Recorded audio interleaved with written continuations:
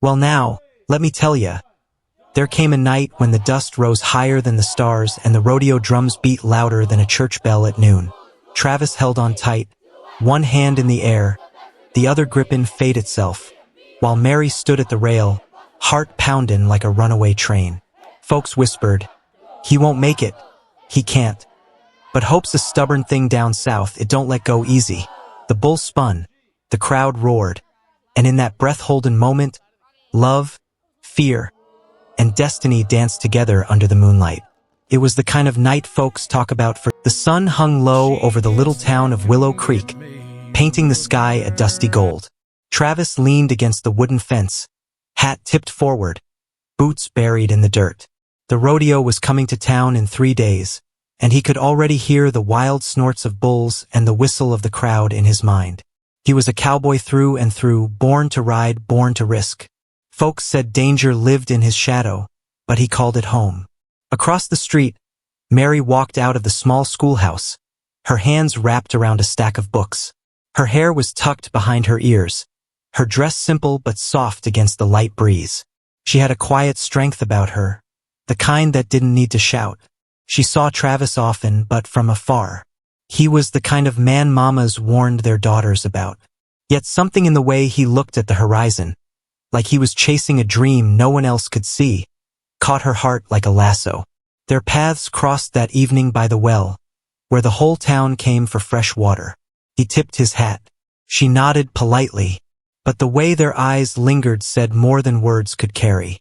It was like two songs blending on the wind, one wild, one calm, and neither willing to stop. Mary tried not to think about him that night, but thoughts have a way of sneaking through quiet rooms. She sat by her oil lamp, grading papers, but her mind wandered to the man with dust on his boots. She'd heard the stories, the near-broken bones, the close calls, the bulls that didn't like to lose. But she'd also heard how he cared for his mama, fixed old fences, and rode under the stars like the night itself belonged to him. The next day he came by the schoolhouse with his horse, Blaze, needing water. The children pressed against the windows, whispering, "That's Travis," they giggled. Mary stepped outside, pretending to be annoyed at the noise. He smiled. "Ma'am, reckon Blaze could use a drink." She nodded, trying to keep her voice steady. The horse lowered its head to the trough, but Travis's gaze never lowered. It held her like a question he wasn't ready to ask. As he rode off, her heart followed, though her feet stayed still. The rodeo opened with firecrackers and fiddle tunes. Folks from nearby towns came wearing their best boots, filling the stands. Mary stood near. The following weeks were a tug-of-war between reason and rhythm. Mary told herself to stay away. She had a steady life, a classroom, a future that didn't involve broken bones or sudden goodbyes. But Travis kept showing up. At the well, by the school, sometimes with flowers, sometimes with silence. And every time, her resolve softened like butter on warm bread. One afternoon, a storm rolled in quick. She was closing the school when her cart wheel broke on the muddy road. Rain poured, night crawled fast. Just when fear began to hum in her chest, a lantern appeared through the downpour. Travis, soaked hat, wet boots, strong hands. He fixed the wheel without a word. Then he offered his coat, even though he was shivering. As they rode back toward town, thunder cracked above, but she felt safe. That night, by her window, she whispered to herself, "Mary, you're falling."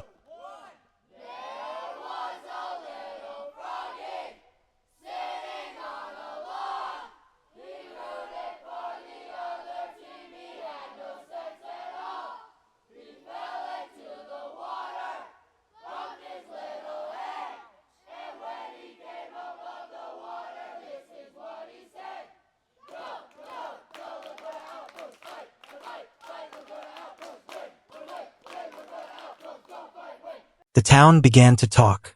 Willow Creek was small and whispers had wings. At the well, at the bakery, under the church steeple, folks had opinions. "A schoolteacher and a rodeo man?" they'd say, shaking their heads. "She's too steady for a drifter like him." Others whispered the opposite. saying maybe she was exactly the anchor his wild soul needed. Mary tried to ignore it, but words have a way of slipping under doors no matter how tight you shut them. One Sunday morning, she walked into church, holding her Bible close. Travis stood outside, leaning on the fence like he owned the sunrise. He wasn't a regular churchgoer, but that morning, there he was. When she passed, he tipped his hat. The choir sang, but her heart was louder. When the service ended, he walked her home, boots crunching on the dirt road, hands brushing just enough to make her forget the stairs. In a world full of noise, their silence spoke volumes. It was late one evening when Travis knocked on her door. His face was calm, but his eyes held something restless. "Got a big rodeo coming up in Amarillo," he said. 2 weeks on the road. Big prize. Big crowd. She forced a smile. "That's good, Travis." He shifted his hat. "I was hoping. Maybe you'd write me while I'm gone." Her heart skipped like a stone on water. "I can do that," she said softly. That night, after he left, she sat by the lamp, pen in hand, but didn't write yet. Her mind replayed every smile, every dance, every quiet look. She knew what rodeos did, not just to bodies, but to hearts. Then he was gone, hooves fading down the dusty road. She stood there long after the crowd dispersed, heart tethered to a horizon she couldn't see. Life without him moved slow, like molasses on a cold morning. Mary taught her classes, baked her bread, kept her routines tight, but every letter from him was like a warm wind through a still room. He wrote about the bulls, the crowds, the near misses, but between the lines, there were things unsaid. "Think of you after every ride." One letter ended. She kept that one under her pillow. One evening, a stranger rode into town carrying a sack of mail. He tipped his hat and handed her a letter with shaky edges. She opened it right there on the porch. It wasn't from Travis. It was from a writer named Duke. Travis took a bad fall. It read, "He's alive, but it's bad." The lamp slipped from her hand and shattered. The night around her seemed to tilt. Her knees gave way, and the stars blurred through her tears. 2 days later, she was on a wagon heading to Amarillo, heart pounding with every turn of the wheels. Folks said she was crazy. School teachers didn't chase cowboys across states. But love doesn't follow rule books. It follows heartbeats. When Travis returned to Willow Creek, the town welcomed him like a hero who'd wrestled death and came back laughing. Kids ran behind his horse. Old men at the feed store clapped him on the back. But Mary noticed the limp that lingered in his step, the way he hid the wince behind a grin. At night, sitting on her porch, she'd see him in the distance practicing with Blaze, as if pain was just another saddle to ride through. One evening, she found him by the corral, arm still in a sling, stubborn as a mule. "Travis," she said gently, "you're gonna tear yourself apart." He turned, sweat glistening, eyes burning with that same restless fire. "Mary, if I don't ride, I ain't me." She stepped closer. "And if you keep pushing, there might not be a you left to ride."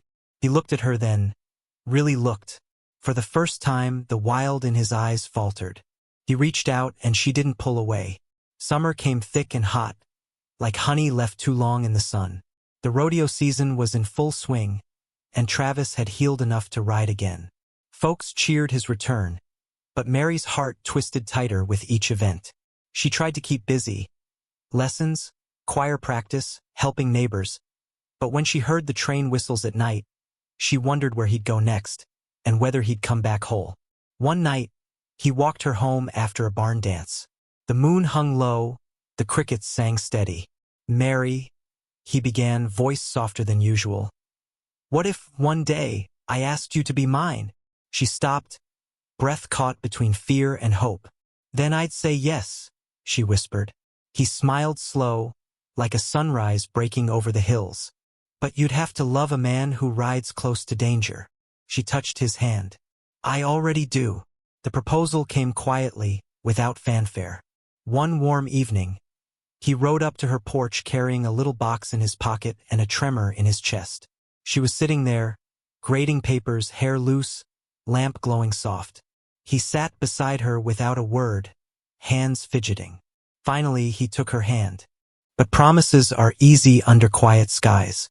It's the storms that test them. The wedding was set for autumn, when the air would turn crisp and the leaves would whisper like old storytellers. But before then, one more big rodeo came calling. The national finals in Oklahoma. The prize money could buy them a house.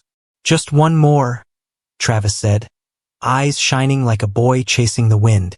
Mary tried to smile. One more, she repeated, but her heart clenched like a fist. In the weeks before he left, she found herself awake at night, staring at the ceiling, hearing bulls snort in her mind. Fear became her shadow. Every goodbye felt heavier. She wanted to beg him not to go, but she knew that would crush the very thing that made him who he was. So she kissed him under the elm tree and whispered, "Come back to me." He rode off like a man chasing glory, unaware that love and danger were riding beside him. The Oklahoma rodeo was louder, rougher, bigger than anything he'd seen. The crowd roared like thunder. Travis rode like a man with nothing to lose and everything to prove. But the bull named Black Widow wasn't just mean, it was legendary. As the gate swung open, the animal exploded into the ring, tossing dust like a storm cloud. Travis held on, body and will locked together.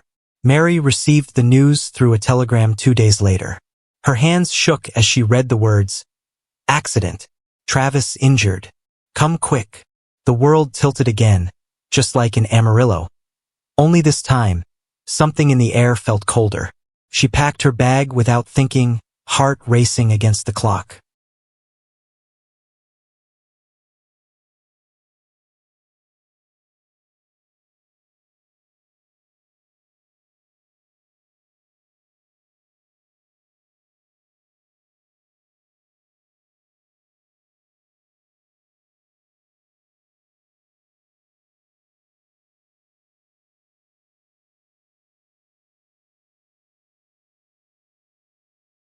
The hospital in Oklahoma smelled like metal and bleach, nothing like the wide open air they both loved. Mary hurried down the narrow halls, skirts brushing against polished floors, heart pounding like hooves on hard dirt. When she finally saw him, her breath caught. Travis lay still, arm bandaged, ribs wrapped, face pale beneath the bruises. His hat rested on the chair beside him like a loyal friend waiting outside a saloon door. She sat by his bed and held his hand. "You scared me half to death," she whispered. His eyes fluttered open, heavy but alive. "Guess Black Widow didn't like me much," he croaked. She laughed and cried at the same time. "Travis, this can't keep happening. I can't keep running to rodeo tents and hospitals, wondering if I'll lose you before we even say, 'I do.'" For the first time, his eyes softened in a way she hadn't seen before. Not wild, not stubborn, just human. "Mary," he said slowly, "I don't know how to stop riding, but I don't want to lose you neither." Days turned into weeks as he healed in Oklahoma. Mary stayed by his side, reading her school books aloud, singing old hymns softly when the nights stretched too long. Sometimes they didn't talk at all. They just sat, hands intertwined, as if silence could stitch broken pieces back together. The doctors said he'd recover, but his ribs would always ache when storms rolled in. A reminder, they said, life has a way of leaving its handwriting on our bones. One evening, as the sun dipped low, Travis turned to her.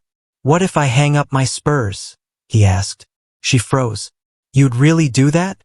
He looked down at his scarred hands. "All my life, I've been trying to prove I can ride anything that tries to throw me. But maybe it's time I prove I can stay." Tears filled her eyes.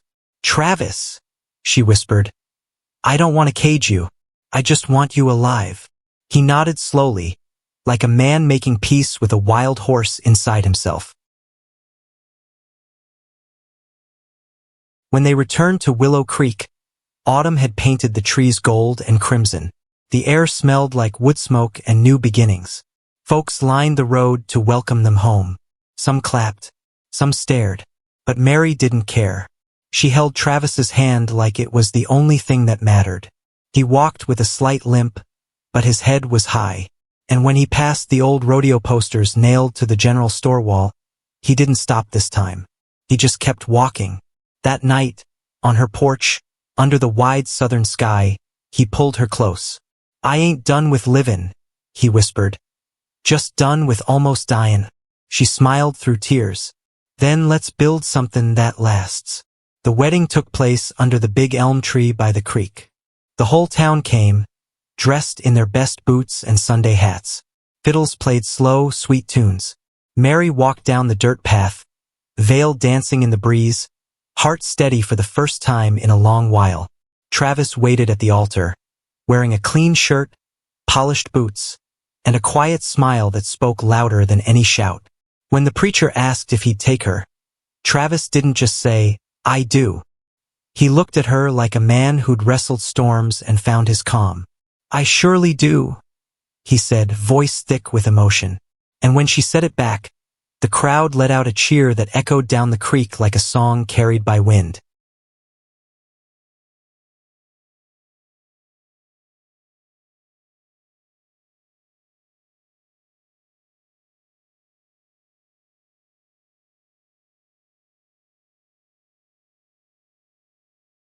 They danced that night under lantern light, hand in hand. No bulls, no crowds, just two souls who'd found a way to meet in the middle, where danger meets devotion and love takes root. Years later, children at the school would whisper about their teacher who married the famous cowboy who gave up the ring for a classroom bell. And on summer nights, folks passing by their porch would hear laughter floating through the air, hers bright and light, his warm and low, blending together like fiddle strings on a southern night. Travis never rode another bull, but he rode horses with his children by the creek. His limp stayed, a quiet reminder, but his heart was full. And Mary, the woman who once feared every goodbye, found herself surrounded by hellos that lasted. Because sometimes, love isn't about chasing the wild. It's about taming the storm inside, and sitting together years later on a wooden porch swing watching the sunset, still holding hands. Sheaf of rice, the end horseface sparkles.